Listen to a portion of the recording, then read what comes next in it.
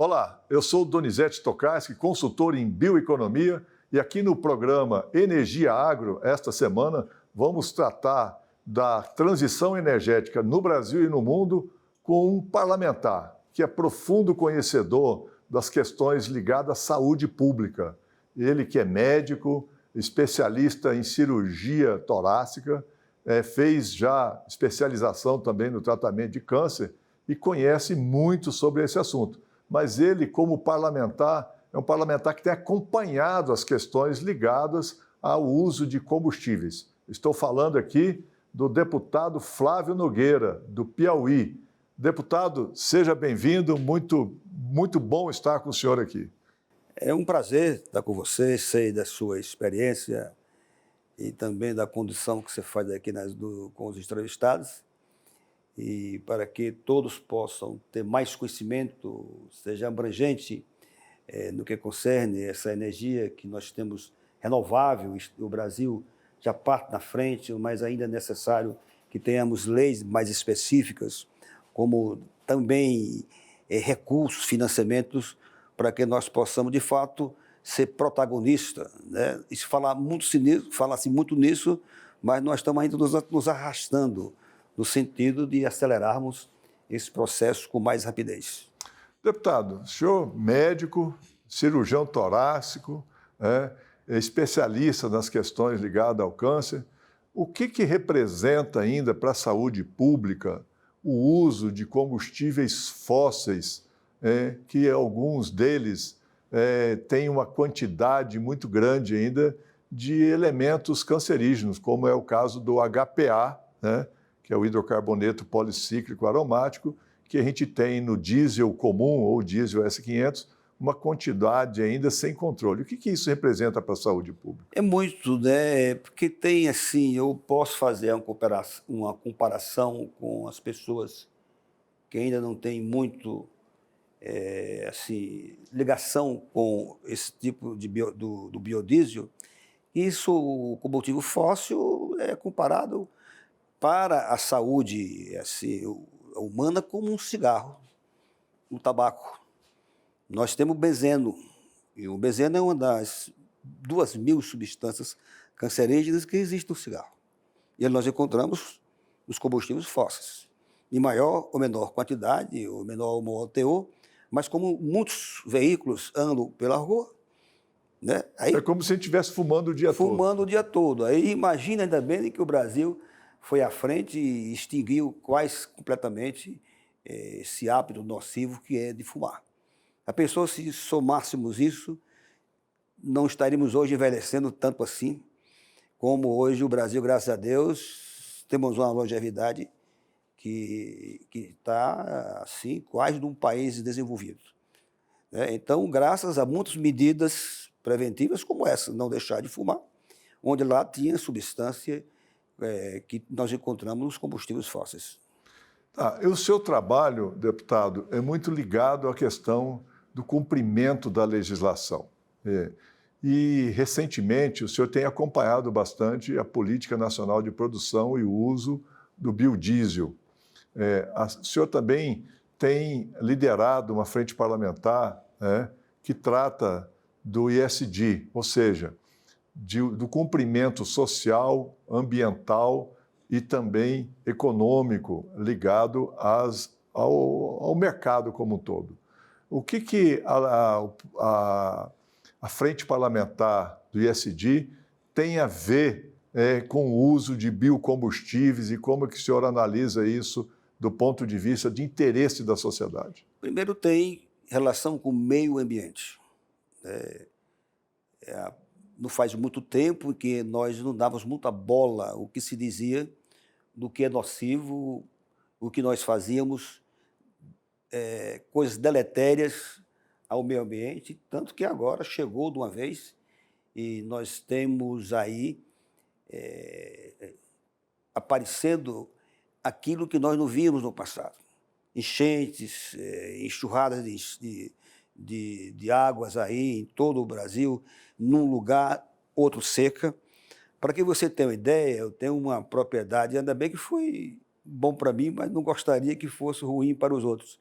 Eu tenho uma propriedade lá, uma fazenda lá no interior do Piauí, em Palmeirais. Só está chovendo lá. Nos 500 arredores não hectares, chove. nos vizinhos não está. Como é que isso acontece, né? Isso é uma degradação do meio ambiente. O período chuvoso não é regular. Nós não temos mais, não sabemos mais que época do ano chove no Nordeste. Quando é que começa e quando é que termina. As chuvas de São José deixaram Não, de ser deixou. uma marcação. Não, aliás, é o seguinte, lá no Ceará só chovia depois que o Piauí chovia, agora está ao contrário. Não precisa mais fazer promessa para São José esse ano. Antes do São José já tinha chuva demais e o Piauí estava faltando. Quer dizer, é uma coisa que nos alerta e que devemos, sim, ter zelo muito grande pelo meio ambiente, e não é essas coisas assim, como se fala muito, um negócio desvairado, mas que devemos ter, sim, né? Políticas sérias, políticas de diálogo com todos que estão ali ao entorno de projetos agrícolas. Eles têm que existir, mas temos que estar conversando, sabendo que leis a gente possa ter, nem tanto, nem tão pouco. O correto é conversar muito, parlamentar.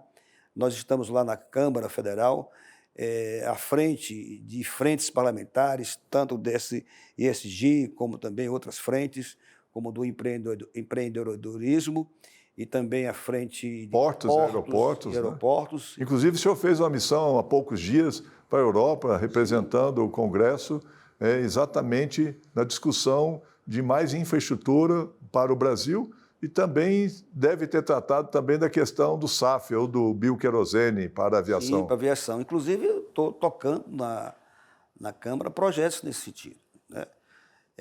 E isso não é muito fácil de se tocar. Você que anda muito aí no meio desse problema, é um expert, sabe que precisamos conversar com o governo, precisamos também colocar na cabeça dos deputados, senadores, e estar fazendo com que isso ande mais célere. Não pode estar aí esperando muito tempo, porque a natureza está castigando. Ela chegou mesmo punitiva e faz com que nós possamos estar também agora devolvendo alguma coisa que fizemos de errado, crédito carbono, plantações, outras para substituir aquela devastação que foi feita anteriormente. E é isso que é importante. Você vê que o Piauí, por exemplo, né? Nós tínhamos lá uma área imensa, inaproveitável, tipo Caatinga, que eram os cerrados. E hoje nós temos ali um município chamado de Baixa Grande do Ribeiro, que é um dos maiores produtores de grãos individual do Brasil, guardando as proporções. Quer dizer, eram terras inaproveitáveis, o Instituto de Terra do Piauí chegou há um tempo a doar as pessoas, ninguém queria receber, até dizer, esse é coisa de político, dão terra para a gente que não presta, né? E hoje nós temos uma pujança, né, de termos ali uma área muito grande em termos do estado do Piauí, que o governo também está chegando, está colocando estradas.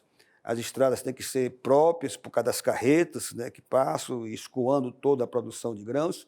E agora essa luta que nós temos pelo porto de Luiz Correia, o porto do Piauí, que o governador Rafael Fonteles, nós tínhamos lá uma profundidade para navios que podiam chegar de 3, ou embarcações de 3 metros, chegamos agora a 7. Vamos ver calado mais profundo, né? Vamos ver se chegamos agora a 14, né? Então, eu acho que em pouco tempo nós vamos exportar por esse porto. Aí tem outro problema centenário, que é a navegação do rio Parnaíba, o segundo maior rio do Nordeste. Você vê como são as coisas, né? Era navegável. Aí construíram uma barragem, uma hidrelétrica, a de Boa Esperança, e acabou a navegação do rio.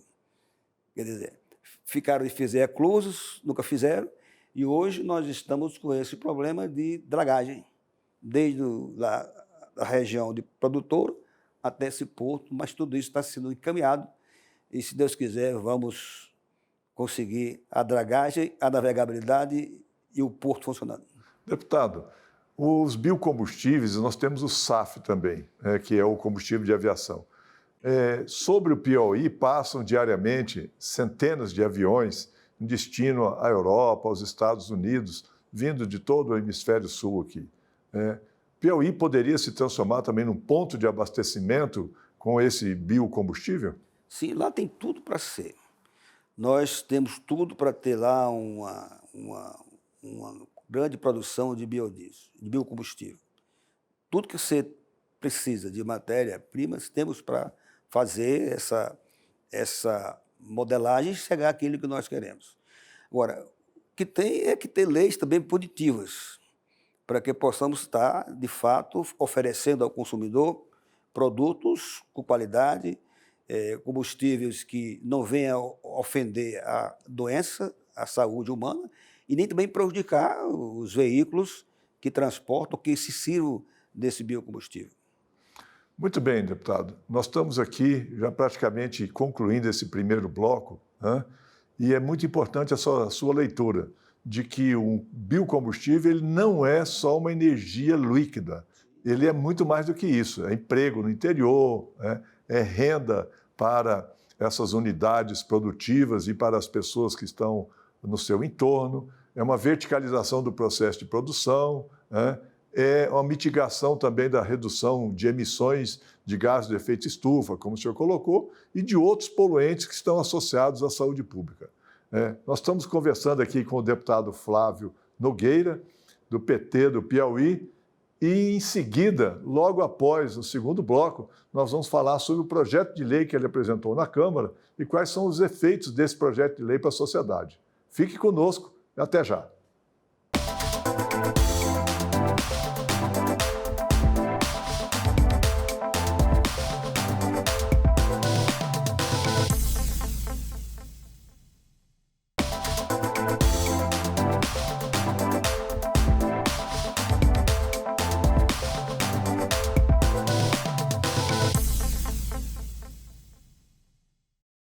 Você está acompanhando o programa Energia Agro aqui no canal AgroMais. Estou hoje aqui recebendo a visita ilustre do deputado Flávio Nogueira, que além de ser um parlamentar extremamente qualificado, médico, que tem muito conhecimento nas questões ligadas às doenças respiratórias, cardiopulmonar, etc., é um parlamentar que está se preocupando com as questões do cumprimento da legislação. Deputado, o projeto de lei que o senhor apresentou recentemente, ele tem a finalidade de fazer o quê com aqueles que não cumprem a legislação? Infelizmente, punir. Punir. Punir. Nós vivemos, o Brasil, uma sociedade que pune, que gosta, que acha que a lei só vale ou só prevalece se punir. Você tira pelos crimes, a dosimetria. O povo acha pouco, 10 anos, 20 anos preso, que é 40. Assim é a multa. Então, existe muito combustível adulterado, que além de fazer mal, repito mais uma vez, à saúde, emite aí gás carbono, todo tipo de substâncias tóxicas, cancerígenas.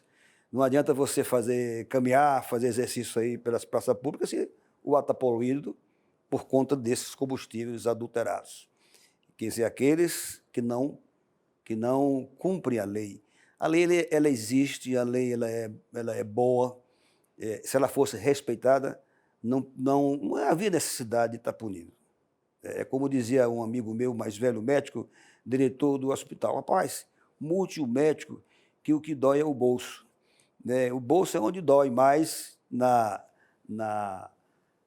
pessoa, porque mexe com a economia daquela pessoa, no caso das empresas. Eu tenho já esse projeto aí andando no Congresso Nacional, já estou recebendo ambas as partes, pessoas interessadas que não prossigam esse processo, e como também outros que estão dando apoio, inclusive entidades ligadas ao comércio de combustíveis. E por que punir? Essa adulteração é feita de que forma?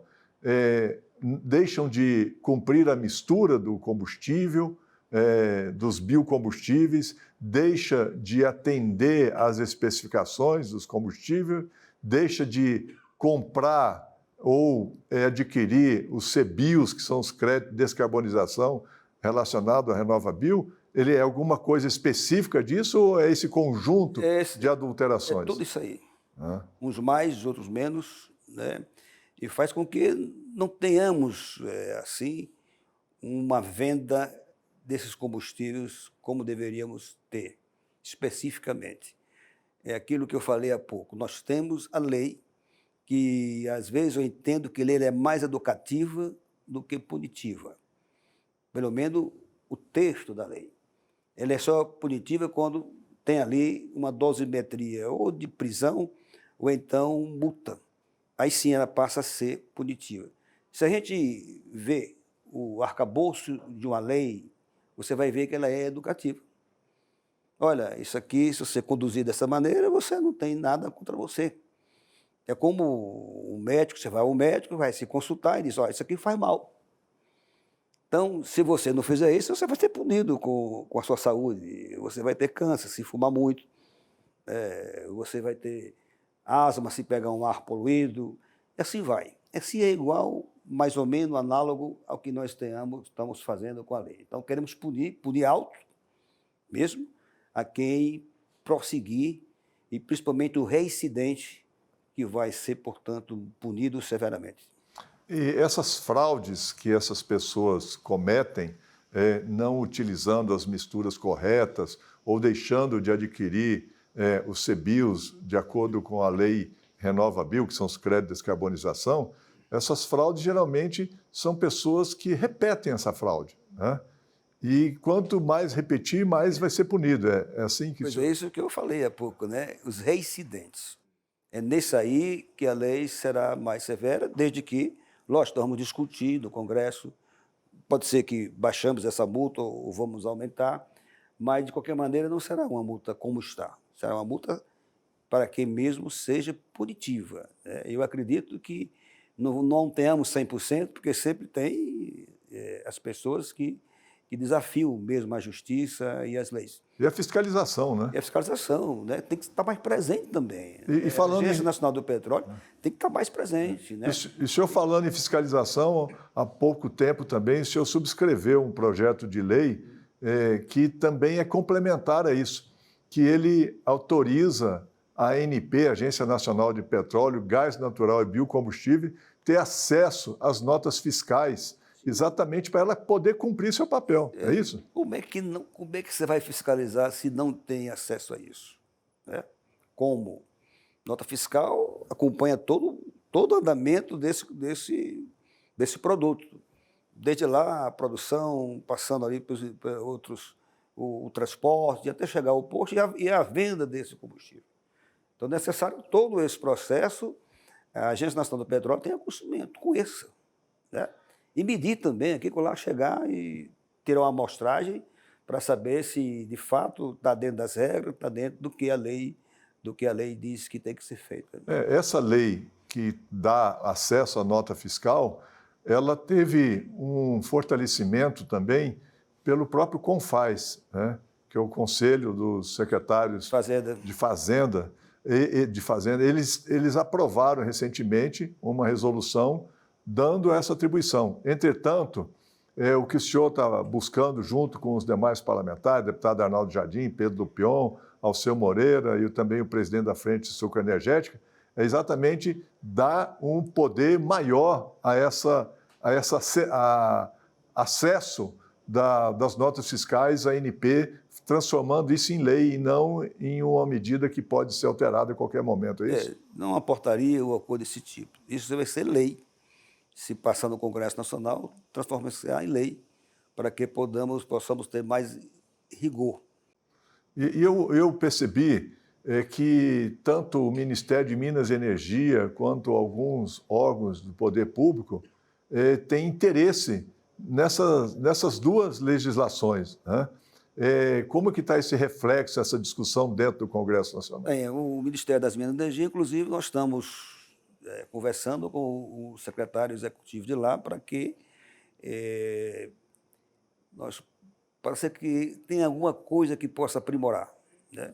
Ele está do nosso lado, ou seja, do lado de que tenha que ter mais rigor, mais fiscalização, que o Estado também não pode perder impostos, né?